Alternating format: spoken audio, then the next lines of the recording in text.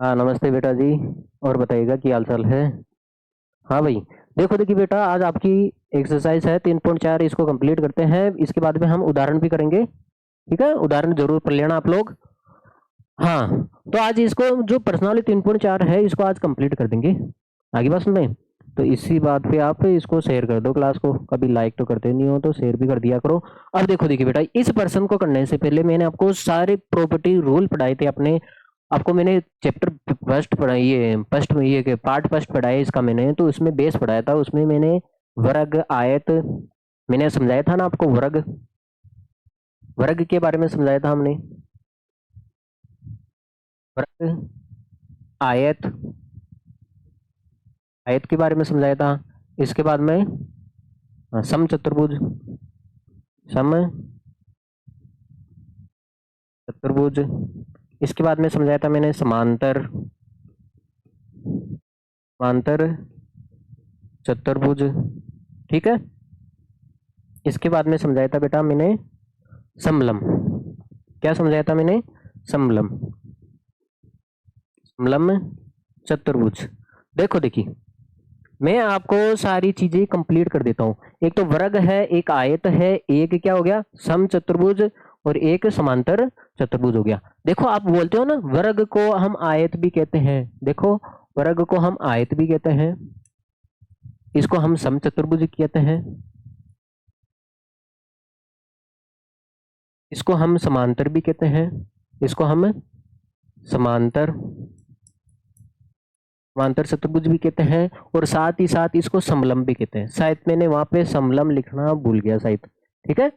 हाँ। तो वर्ग को आप आयत भी कहते हो, सम चतुर्भुज भी कह सकते हो, समांतर भी कह सकते हो, और समलम भी कह सकते हो। और आयत को आप ओनली फोर आप कह सकते हो। आयत एक समांतर चतुर्भुज होता है, समांतर चतुर्भुज होता है। ठीक है। हाँ। सम चतुर्भुज को भी आप क्या बोल सकते हो? समांतर समांतर चतुर्भुज। साथ ही साथ इसको समलम भी बोल सकते हो। सम चतुर्भुज को आप समलम भी बोल सकते हो, समलंब। ठीक है। हाँ, इसको आयत को भी आप समलंब कह सकते हो, क्योंकि समलंब क्या होता है? जिसकी सम्मुख भुजाएं, जिसकी दो कम से कम दो भुजाएं क्या हो? समांतर हो। जिसकी दो भुजाएं समांतर हो। क्या आयत में दो भुजाएं समांतर नहीं होती क्या? हाँ। हाँ, सम चतुर्भुज हो गया। ठीक है। हाँ देखो देखिए, इसको बोल सकते हो आप। एक सेकंड, कहाँ सम चतुर्भुज है ना ये तो बेटा। देखो आप। हाँ। आप तो ये देखो, देखो आयत को आप समलम भी बोल सकते हो। क्या बोल सकते हो आप? समलम। क्योंकि इसकी सम्मुख भुजाएं समांतर होती है ना। और समलम चतुर्भुज किसे कहते हैं? जिसकी केवल कम से कम दो भुजाएं समांतर हो, समलम हो गया। और सम चतुर्भुज, ठीक है। हाँ, इसको भी आप समलम कह सकते हो, समलम। हाँ, ये जो समांतर चतुर्भुज है इसको आप केवल केवल समलम बोल सकते हो।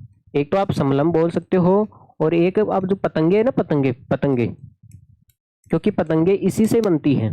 समांतर चतुर्भुज को पतंगे भी बोल सकते हो। देखो पतंगे समझाएंगे। और समलम को आप कुछ भी नहीं बोल सकते, समलम को आप कुछ भी नहीं बोल सकते। अब देखो देखिए बेटा, पहला सवाल है, सभी आयत वर्ग होते हैं।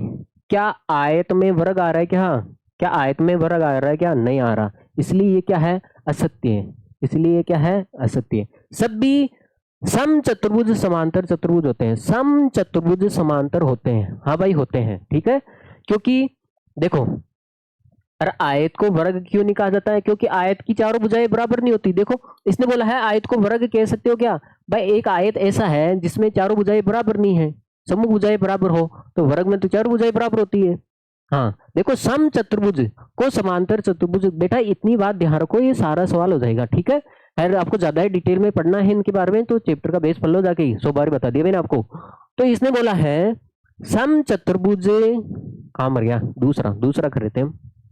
इसने बोला है सम चतुर्भुज समांतर चतुर्भुज होते हैं। भाई सम चतुर्भुज को आप समांतर चतुर्भुज कहते हो, क्योंकि सम चतुर्भुज होता है ये। सम्मुख भुजाएं क्या होती है? समांतर होती है। सम्मुख भुजाएं क्या होती है बेटा? समांतर होती है। ठीक है। जैसे मान लेते हैं वर्ग है, वर्ग को आप सम चतुर्भुज कहते हो ना, इसलिए सम्मुख भुजाएं समांतर होती है। हाँ, इसका मतलब ये सत्य हो गया, राइट हो गया, ये तो सत्य हो गया भाई, ये सत्य हो गया। अब देखो, देखिए सभी वर्ग, वर्ग वर्ग को आप समचतुर्भुज और आयत भी कहते हो क्या? वर्ग को आप समचतुर्भुज भी कह सकते हो और आयत भी कह सकते हो भाई, ये भी क्या हो गया? सही हो गया। ठीक है। अब देखो, देखिए वर्ग समांतर चतुर्भुज नहीं होते हैं भाई, वर्ग तो समांतर चतुर्भुज होते हैं, वर्ग एक समांतर चतुर्भुज होते हैं। आगे बस नहीं, अरे वर्ग तो सारे होते हैं, वर्ग को आप आयत भी कह सकते हो, समचतुर्भुज भी कह सकते हो, समांतर भी कह सकते हो और समलंब भी कह सकते हो। आगे बस नहीं। हाँ, तो वर्ग तो सारे होते हैं, ये बोल रहा समांतर नहीं होता भाई, ये तो इसकी बात गलत है। ठीक है। सभी पतंगे समचतुर्भुज होती हैं। देखो पतंगे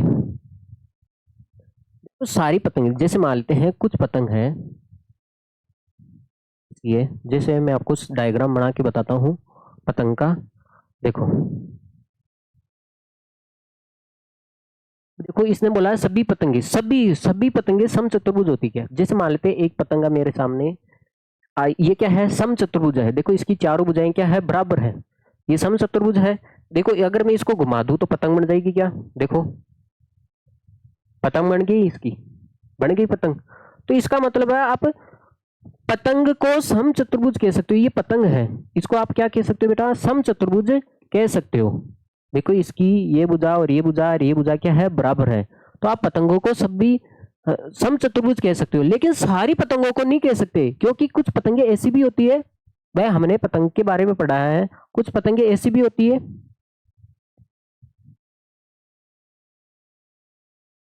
ऐसी भी होती है,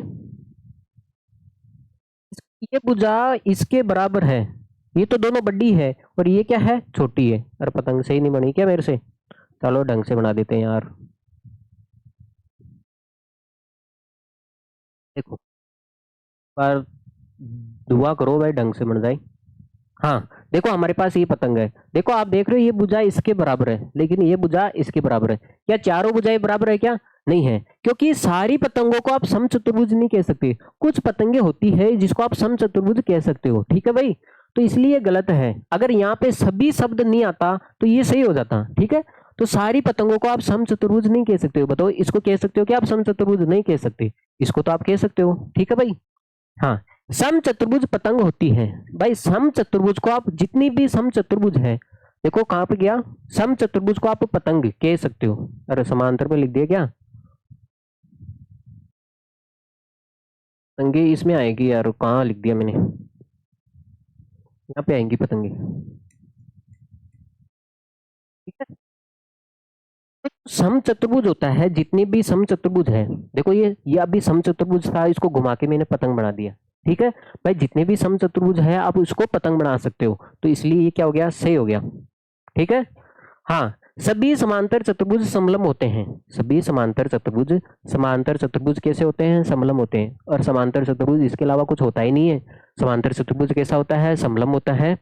ये भी सही हो गया। सभी वर्ग समलम होते हैं, देखो वर्ग भी कैसे होते हैं? समलम होते हैं। तो कुल मिला के आपको ऐसे सवाल करने के लिए आपको ये याद रखना है। देखो वर्ग को आप सब कुछ कह सकते हो, वर्ग एकमात्र सबसे बड़ा प्राणी है, इसको आप आयत भी बोलते हो, समचतुर्भुज भी बोलते हो, समांतर भी बोलते हो, समलंब भी बोलते हो।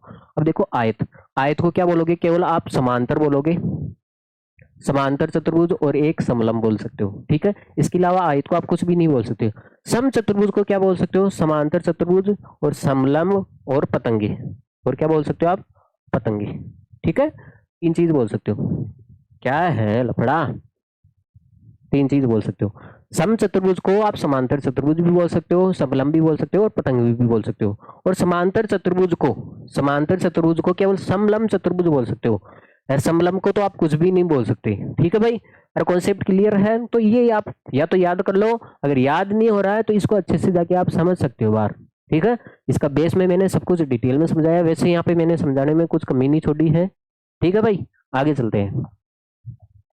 अगला सवाल देखो, अब आपको उस चतुर्भुज का नाम बताना है जिसमें चारों भुजाएं बराबर लंबाई की हो। तो ऐसा दो ही चतुर्भुज संभव है, एक तो वर्ग है, एक क्या है बेटा? वर्ग है, वर्ग की चारों भुजाएं बराबर होती है। और एक क्या होता है? सम चतुर्भुज, सम चतुर्भुज। भाई दो ही तो है जिसकी चारों भुजाएं क्या होती हैं? बराबर होती हैं। अब बताना है चार समकोण हो। अरे समकोण किस में होता है? एक तो वर्ग में होता है और एक ही किस में होता है? आयत में। अरे चारों कोण समकोण होते हैं किसमें? वर्ग में और आयत में। ठीक है, यही बताना था इसमें। अब देखो, देखिए आगे चले भाई, आगे बढ़ते हैं।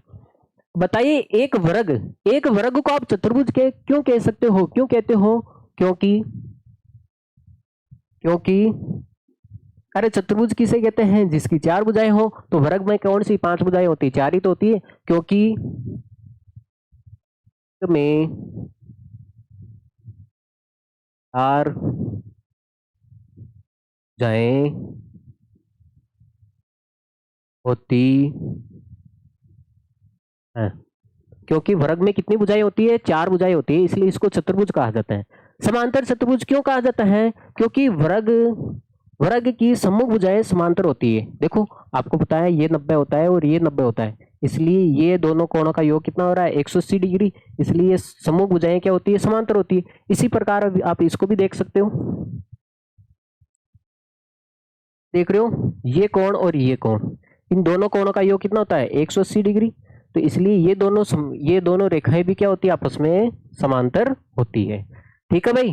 क्योंकि आप लिखोगे कारण, क्योंकि सम्मुख भुजा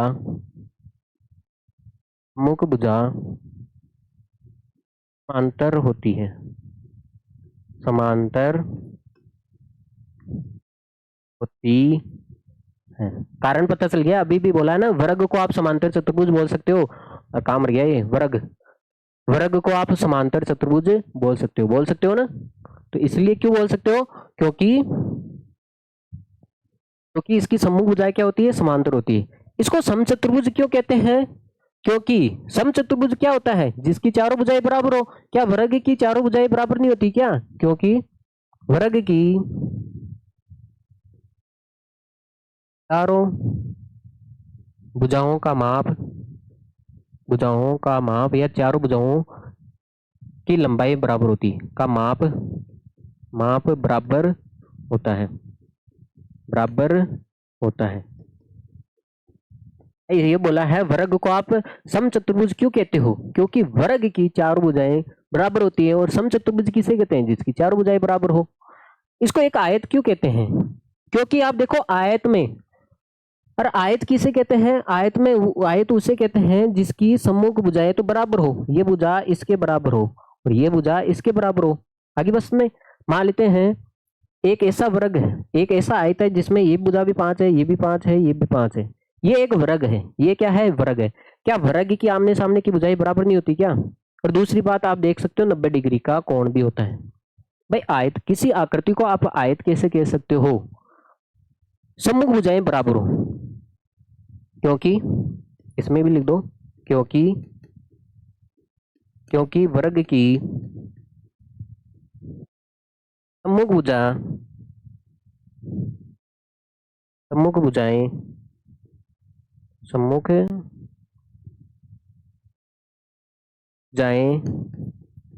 बराबर होती है।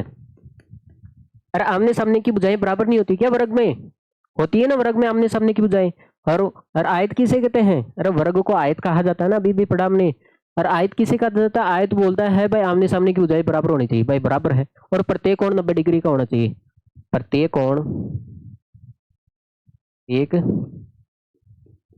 कोण कितना होता है भाई? 90 डिग्री का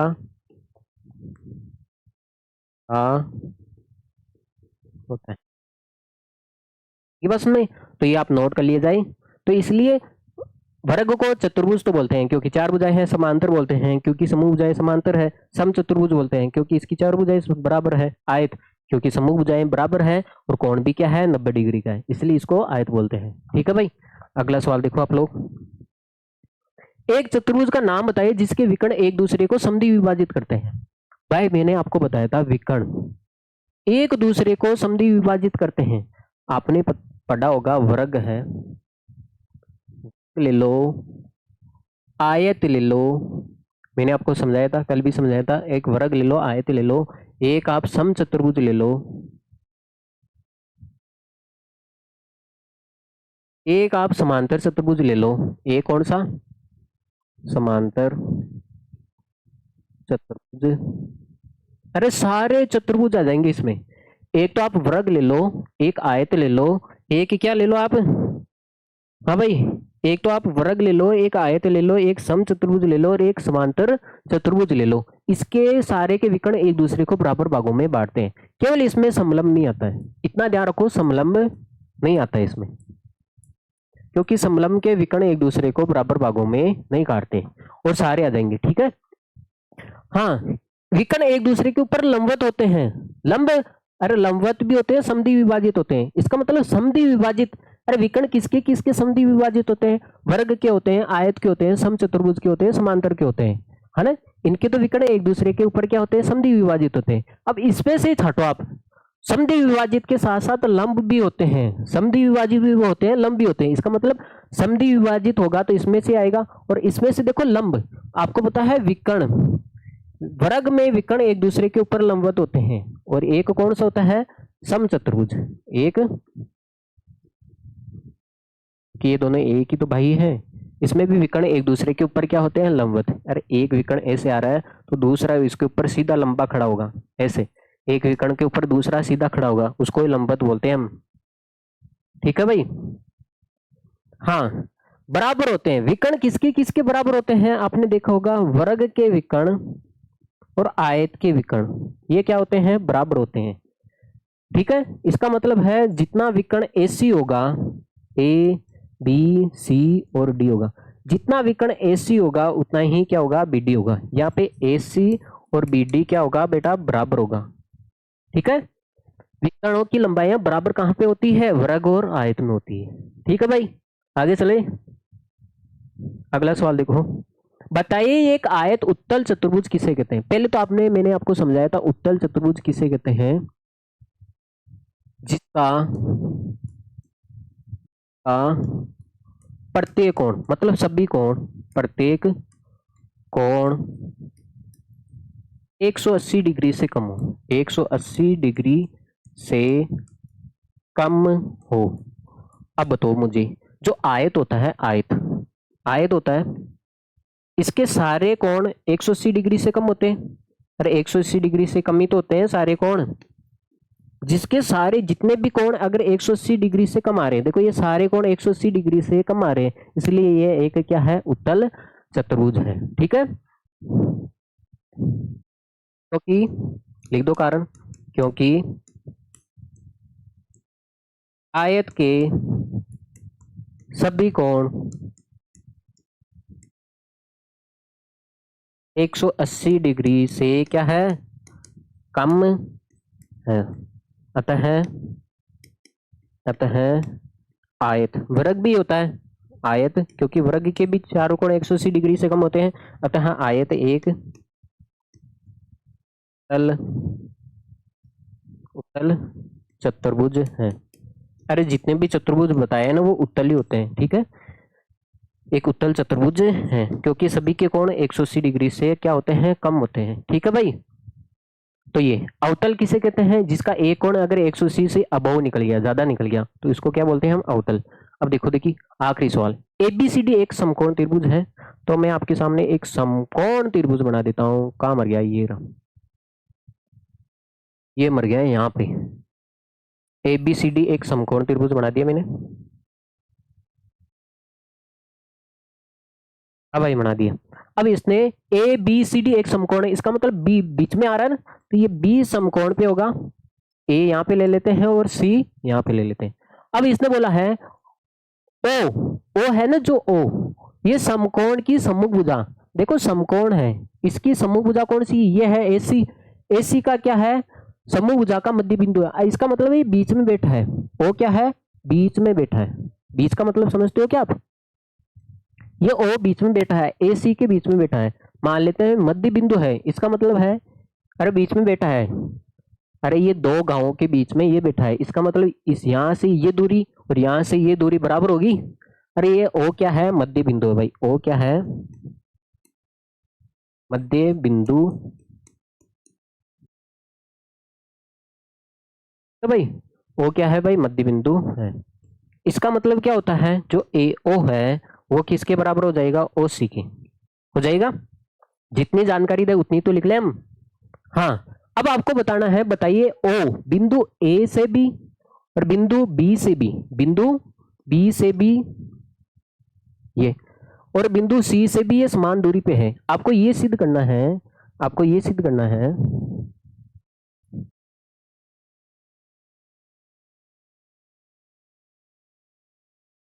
ये बिंदु B से भी समान दूरी पे है, इसका मतलब ये बिंदु A से भी समान दूरी पे है। मान लेते हैं A से ये 5 किलोमीटर दूर है, तो ये B से भी 5 होना चाहिए, C से भी 5 होना चाहिए। इसका मतलब ये बिंदु ऐसा बिंदु है जो तीनों से समान दूरी पे स्थित होना चाहिए। तो ये पूछना चाह रहा है, आपको ये सिद्ध करना है जो AO है वो किसके बराबर होना चाहिए, BO। भाई ये दूरी और ये दूरी BO और जो ये CO है, ये तीनों दूरियां क्या आनी चाहिए, बराबर आनी चाहिए। आपको ये सिद्ध करना है, ठीक है भाई। इसको सिद्ध करने के लिए हम क्या करेंगे बेटा, थोड़ी रचना करेंगे, थोड़ी क्या करेंगे बेटा, रचना करेंगे। देखो कैसी कैसी रचना करेंगे हम। मान लेते हैं ये हो गया A, ये हो गया B और ये क्या हो गया C।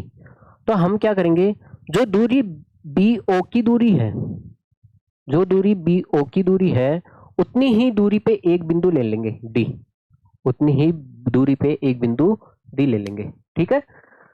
अरे हम क्या कर रहे हैं, एक रचना कर रहे हैं, ये दूरी है BO, यहां से भी एक दूरी। अरे हम क्या कर रहे हैं, रचना, देखो लिख देता हूं, रचना कर रहे हैं, ठीक है। O से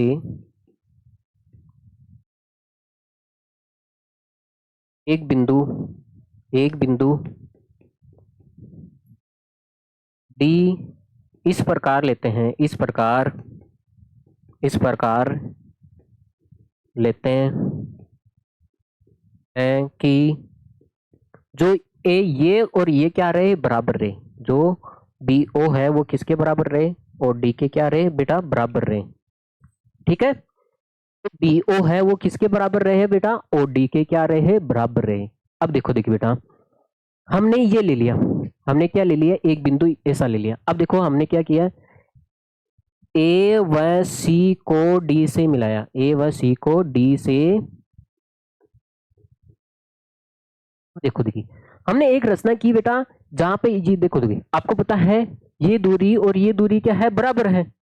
ये तो देर की है, क्योंकि इसने बोला है AC का मध्य बिंदु है O, मध्य बिंदु का मतलब पहले साफ कर दिया, AO किसके बराबर है, BC OC के बराबर है।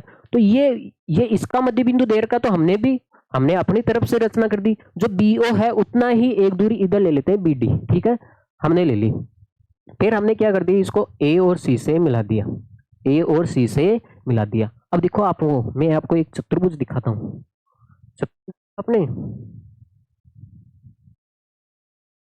आपको एक चतुर्भुज बन गया, यहाँ पे देख रहे हो आप, हो गया B और ये क्या हो गया C और ये क्या हो गया D और ये क्या हो गया E। आपने लिया है, यहाँ पे हो गया O था ना, O बेटा, जो बिंदु O था वो इसका और इसका मध्य बिंदु था। अब हमने क्या कर दिया, एक रचना ऐसी खींची है, तो इसके बराबर ये ला ना, आपने लहा लिया ने, देखो देखो B और किसके बराबर लिया भाई, ये तो आपने बराबर दे रखा था, इसने क्या है, AC का मध्य बिंदु क्या है, O है। अब आपने क्या किया कि यहां से और यहां से आपने रचना से ये दूरी है उतनी ही ये दूरी कर ली। मान लेते हैं ये 5 किलोमीटर है, तो ये भी कितना हो गया, 5 किलोमीटर हो गया। इसका मतलब है ये दूरी जितनी है वही दूरी क्या है, उतनी है। तो आप मुझे एक बात बताओ, ये कौन सा क्या बन गया, ये एक आयत बन गया है, क्योंकि यहाँ पे एक समकोण है, ये क्या है बेटा, समकोण त्रिभुज है। तो समकोण है तो आपने पता है, आयत के विकर्ण एक दूसरे को क्या करते हैं, समद्वि विभाजित करते हैं, और क्या होते हैं, एक दूसरे के ऊपर क्या होते हैं, हाँ देखो, हाँ देखो, एक दूसरे को समद्वि विभाजित कौन कौन करता है, वर्ग में भी करता है, आयत में भी करता है ना भाई।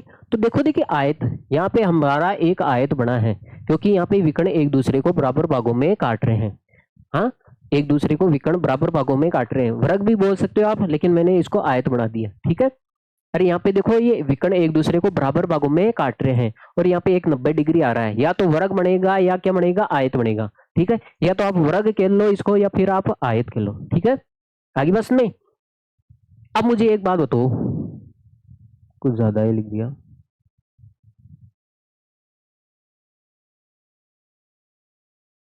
मुझे एक बात बताना, ठीक है भाई। हाँ, तो अतः आप लिखो, अतः ए बी सी डी एक क्या है बेटा, आयत है, आयत है। अब आपको पता होगा आयत के विकर्णों की लंबाइयां बराबर होती है। अगर वर्ग बोलोगे तो वर्ग भी सही है, आयत बोलोगे तो आयत भी सही है, क्योंकि आयत के विकर्णों की लंबाइयां क्या होती है, बराबर होती है। देखो अभी भी पढ़ा है, उस चतुर्भुज का नाम बताइए जिसके विकर्ण की लंबाइयां बराबर होती है। तो एक तो वर्ग है और एक का क्या है, आयत है। बेटा या तो उसको वर्ग मान लो या फिर आयत मान लो। मैं तो वहां पे आयत मान रहा हूं, तो आप वर्ग भी मान सकते हो। इसका मतलब मैंने आयत माना है, तो इसका मतलब है विकर्ण बराबर होंगे। विकर्ण क्या होंगे बेटा, बराबर होंगे। बेटा विकर्ण क्या होंगे, बराबर होंगे। इसका मतलब है जो एसी विकर्ण है वो किसके बराबर हो जाएगा, बीडी के। जो एसी विकर्ण है वो बीडी के क्या हो जाएगा, बराबर हो जाएगा, हो जाएगा। अरे बेटा एसी विकर्ण बीडी के बराबर है। अब देखो एसी को आप दो बराबर भागों में बांटोगे तो ये क्या हो रहा है, ए ओ, और प्लस क्या हो रहा है, ओ सी। और बीडी को भी आप दो बराबर भागों में बांटोगे, बीडी को, तो बी और क्या हो गया, बी ओ प्लस क्या हो गया, डी ओ, हो गया नहीं। अरे बेटा ए सी और बी डी, अरे ये आयत है, अगर आप इसकी जगह वर्ग भी लिख सकते हो, वर्ग भी लिख दो यार साथ में, यार क्यों लफड़ा करते हो, वर्ग भी लिख दो। अरे आयत और वर्ग हो उसके विकर्णों की लंबाइयां क्या होती है बेटा, बराबर है। जितना ए सी है उतना ही बी डी है। मान लेते हैं ये 10 है, मान लेते हैं एक बार के लिए ये 10 है, तो ये भी कितना है, 10 है। 10 का आधा आधा करोगे तो ये कितना हो गया, 5, ये भी 5 हो गया। ये 10 है, 10 का आधा आधा करोगे ये भी 5, तो ये भी 5। तो इसने यही तो पूछा है, इसने यही तो पूछा है, ए ओ, क्या ए ओ और जो ओ सी है, देखो ए ओ और जो ओ सी है, सी ओ, आप ऐसे भी लिख सकते हो। देखो ए ओ, बी ओ और सी ओ, क्या ये तीनों बराबर ही तो है भाई, ये तीनों क्या है, बराबर ही तो है। ए ओ बी ओ बराबर क्या है, सी ओ। अब हमने आपको हैंस प्रूफ कर दिया, ये तो आपको सिद्ध करना था। तो बेटा आपको कुछ नहीं करनी है, एक छोटी सी रचना करनी है, बेस कुल मिला के ये है। तो आपको पहले तो बोला है, इसको मैं थोड़ा ओरल समझा देता हूँ वापिस। इसने बोला है ए बी सी डी एक क्या है, एक चतुर्भुज है। ए बी नहीं, ए बी सी क्या है, एक समकोण त्रिभुज है। ए बी सी एक समकोण त्रिभुज है भाई। तो समकोण है तो बीच में बी आ रहा है ना, तो 90 डिग्री पे बी रखोगे। और इसने साफ साफ बोला है समकोण के सामने वाली भुजा पे एक ओ क्या है, मध्य बिंदु है। मध्य बिंदु का मतलब बीच में बैठा है, बीच का मतलब है ये दूरी और ये दूरी क्या होगी, बराबर होगी। अब इसने पूछा है ए और बी और जो ये बिंदु ओ है, जो ए से भी समान दूरी पे है, बी से भी समान दूरी पे और सी से भी क्या है, समान दूरी पे। इसका मतलब है ये दूरी और ये दूरी बराबर पूछा है, तभी तो ये समान दूरी पे आएगा ना। तो उसके लिए क्या है बेटा, ये तो एसी तक, एसी का तो क्या है, ये मध्य बिंदु है। अरे बेटा ये एसी का क्या है, मध्य बिंदु है ओ। तो हमने क्या कर दिया, इसको चतुर्भुज बना दिया। हमने जितनी भुजा ये थी उतनी भुजा पे एक, मान लेते हैं ये 5 पे थी, तो उतनी भुजा पे मैंने एक अन्य बिंदु ले लिया डी। भाई रचना कर दिया, एक बिंदु ओ से एक अन्य बिंदु डी इस प्रकार लिया कि जो ये पार्ट और ये पार्ट क्या है, बराबर है, बराबर है, जाहिर सी बात है। अब देखो देखिए, जहां पे विकर्ण एक दूसरे को समद्वि विभाजित करते हैं वो क्या होता है, वर्ग और आयत होता है। तो आप तो बोलोगे सर विकर्ण एक दूसरे को समद्वि विभाजित करते हैं तो वहां पे ये भी होता है आपने पढ़ाया है ना भाई, विकर्ण एक दूसरे को समद्वि विभाजित करते हैं, कहाँ मर गया, विकर्ण एक दूसरे को समद्वि विभाजित करते हैं, वहां पे वर्ग आयत समचतुर्भुज समांतर चतुर्भुज होता है, ये 4 होते हैं। तो आपने वर्ग और आयत को क्यों चुना, क्योंकि यहाँ पे एक समकोण त्रिभुज बना है, समकोण बना है। क्या समचतुर्भुज में कोई 90 डिग्री का होता है क्या, क्या समांतर में कोई भी कोण 90 डिग्री का होता है क्या, क्या समचतुर्भुज में कोई भी कोण 90 डिग्री का होता है क्या, नहीं होता है ना, जाहिर सी बात है। तो इसलिए ये वर्ग, या तो इसको वर्ग बोल लो या फिर आप क्या बोलो बेटा, आयत बोल लो। ठीक है, क्योंकि इसमें एक 90 डिग्री का ये कोण कितना आ रहा है, 90 डिग्री का आ रहा है ना, ये आगे बस नहीं, ये समकोण त्रिभुज आ रहा है। तो या तो इसको वर्ग बोल लो या आयत बोल लो। अब आपको पता है ये आयत बोल दिया चाहे वर्ग बोल दिया, तो आपको पता है इसके विकर्णों की लंबाई क्या होती है, बराबर होती है। तो AC है वो BD के बराबर है। अगर मान लेते 10 है तो ये भी कितना हो गया, 10 है। तो AC को दो बराबर भागों में कब बांटा हुआ है ना, A और OC क्या है, बराबर ही तो है। अरे बेटा बराबरी तो है, इसका मतलब क्या है, ये 5 है तो ये भी 5, ये 10 को भी बांटोगे तो ये भी 5 है तो ये भी 5। तो यहां से पता चल गया A और B और CO आपस में क्या हो गए, बराबर हो गए। ठीक है भाई, इसलिए जो बिंदु O है वो ABC से क्या है, एक समान दूरी पे स्थित है भाई। ठीक है भाई, आगे चले। तो बेटा आज का सेक्शन यहीं पे कंप्लीट हो जाता है, फिर हम इसके उदाहरण करेंगे। और आप जाते जाते इसको लाइक करके जाओगे क्लास को, और शेयर भी करके जाओगे। ओके बेटा। हाँ, क्या बोल रहा है, हमें कैसे पता, आपको कैसे पता चलेगा भाई हमने शेयर किया है या नहीं किया है? हाँ, मुझे बता दो भाई, ये किस लिए है, ये किस लिए है भाई? हाँ, जो शेयर करेगा मैं उसको फॉलो बैक करता हूँ, और बाकी की आपकी इच्छा।